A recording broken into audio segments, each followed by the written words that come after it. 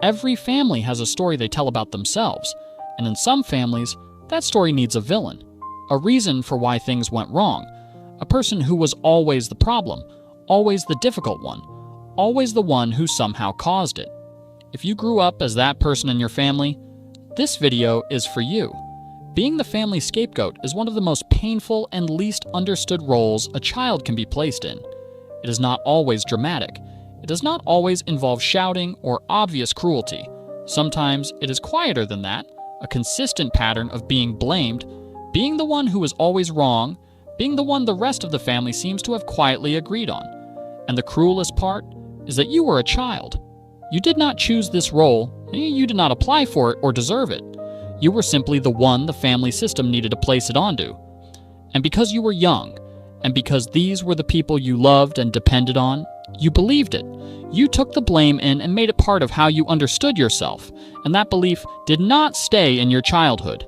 It followed you into every room you have entered since, and what comes next might be the first time anyone has ever genuinely taken your side in this. Trait 1. You carried blame. That was never yours, and you are still apologizing for it. The scapegoat child learns one thing above all else. Everything is your fault. The tension in the house, the argument between your parents, the bad day someone else is having, the failure of something that had nothing to do with you. Whatever went wrong, your name was somehow attached to it.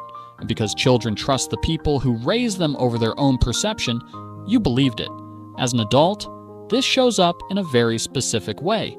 You apologize constantly, and for things that require no apology. You feel responsible for other people's moods in a way that exhausts you. When something goes wrong in your presence, your first instinct is to figure out what you did. You carry a quiet but persistent sense of wrongness, a background feeling that you are the problem that follows you into rooms where nobody is blaming you and where you have done nothing wrong at all. Trait 2. You became the most self-aware person in your family. Because you had no choice. Here is something nobody tells the scapegoat. The role, as painful as it was, produces something extraordinary in many of the people who survive it. Because you were the one constantly under examination, constantly having to justify and explain and defend yourself, you developed a depth of self-awareness that is genuinely rare. You know yourself. You have had to. You examined your own behavior more thoroughly than almost anyone in your family ever examined theirs. You questioned your motives, your reactions, your patterns, because the alternative was to simply accept the family's version of you, and something in you refused. That refusal, the quiet, persistent refusal to fully become what they said you were, was one of the bravest things you ever did. And you probably never once received credit for it, and this next one explains something that may have shaped every relationship you have had since. Trait 3. You learned to expect rejection before anyone had a chance to show you otherwise. When rejection is what you experienced consistently from your own family, the people who were supposed to love you most unconditionally, your brain learns to expect it everywhere. Not as a conscious choice, as a deeply ingrained prediction. The world, your brain learned, is a place where the people closest to you will eventually find something wrong with you. Where belonging is always temporary, where the rejection is coming, you just do not know when. As an adult, this can show up as hyper-independence, not needing anyone, so nobody can reject you. It can show up as self-sabotage, ending things before they end you. It can show up as a strange difficulty in receiving love, in trusting warmth, in believing that the people who seem to accept you are actually seeing you and choosing to stay. The scapegoat learned that they are the kind of person people leave. That belief does not erase itself just because you left the house. Trait 4. You developed a strength nobody prepared you for, and nobody acknowledged. This is worth saying directly.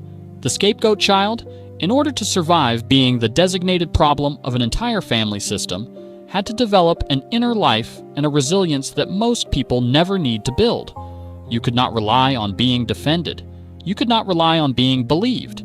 You could not rely on anyone taking your side when things went wrong. And yet here you are. That is not nothing.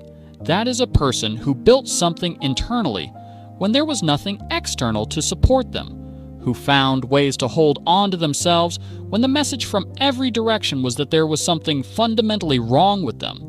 The ability to keep going, to self-question without self-destructing, to function while carrying blame you never deserved, that is yours.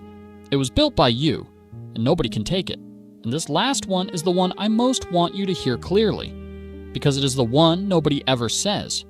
Trait 5. You are still waiting for someone to tell you it was not your fault.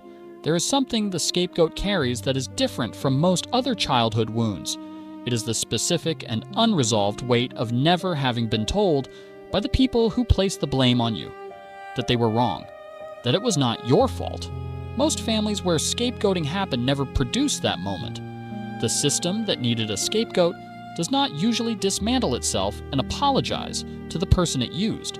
And so you carry something without a clean resolution, an accusation that was never withdrawn, a verdict that was never overturned.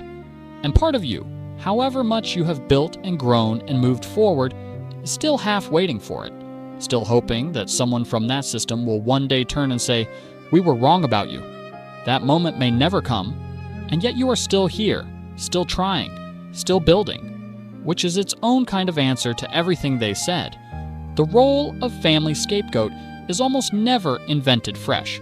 In most families where this pattern exists, there was a scapegoat in the generation before, a parent who was blamed for everything in their own childhood, the difficult one, the wrong one, the reason, and who, in building their own family, unconsciously reproduced the only dynamic they had ever known. They did not sit down and decide to cause harm. They recreated a pattern that was done to them because it was the only one they had. That does not excuse what happened to you, but it explains the thread. You were not randomly chosen.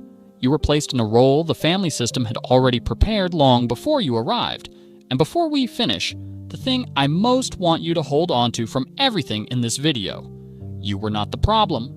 You were the person the family's problems were placed onto, which is an entirely different thing. The child who was blamed for the tension did not create the tension. The child who was labeled difficult was not difficult. They were in a difficult situation.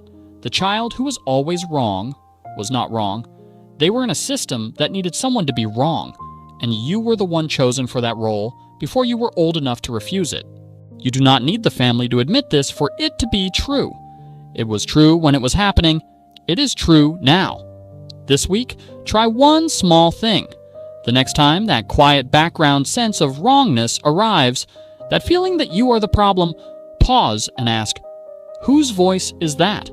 Because it is not the truth about you.